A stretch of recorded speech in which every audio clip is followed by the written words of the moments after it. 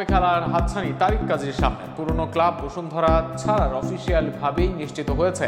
এবার সেই অনুসারে নতুন এজেন্সি FMY এর সঙ্গে গুঞ্জন আছে ইউরোপিয়ান দেশ ফিনল্যান্ডের ক্লাবে যোগ দেবেন কাজীর ইউরোপিয়ান ক্লাবে খেলা নিয়ে বিস্তারিত থাকছে প্রতিবেদনে। ফিনল্যান্ডের বয়সভিত্তিক দলের বিভিন্ন পর্যায়ে খেলেছেন, অনূর্ধ্ব 16 থেকে 19 নানা পর্যায়ে খেলেছেন দেশটির হয়ে। এর মাঝে খেলেছেন দেশটির শীর্ষ পর্যায়ের ক্লাব ইলপসে। সে দলের হয়ে ইউরোপা লিগের মতো আসরেও খেলেছেন। সেই তারিখ বেছে নেন, এরপর বাংলাদেশকে এসে স্থায়ী হন দেশে। বর্তমানে হামজা, জায়ান, ফাহমিদুলরা প্রবাস থেকে এসে আগের ক্লাবে থেকে দেশের ফুটবল খেলতে পারলেও তারিক জামালদের জন্য ব্যাপারটা ছিল কঠিন, যে কারণে ইউরোপিয়ান ক্লাব ফুটবলও ছাড়তে হয়েছিল তাদের। সেখান থেকে দেশের ফুটবলের হাওয়া বদলেছে, যে কারণে এবার আবারও ইউরোপিয়ান ফুটবলে ফেরার আগ্রহ তারেকের।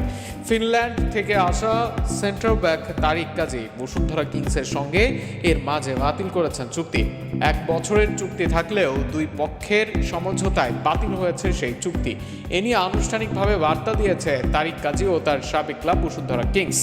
সেখানে কিংসকে অনেক দিন হৃদয়ে রাখার কথা বলেন কাজী। কিংসও নিজেদের বার্তায় জানায় দুই পক্ষের সম্পর্কের কথা। এর সঙ্গে সংবাদ এসেছে নতুন এজেন্সির সঙ্গে চুক্তি স্বাক্ষর করেন তারিক। FMY নামক সেই এজেন্সি কাজ করে ফুটবলারদের ইউরোপিয়ান ক্লাবের চুক্তি নিয়ে।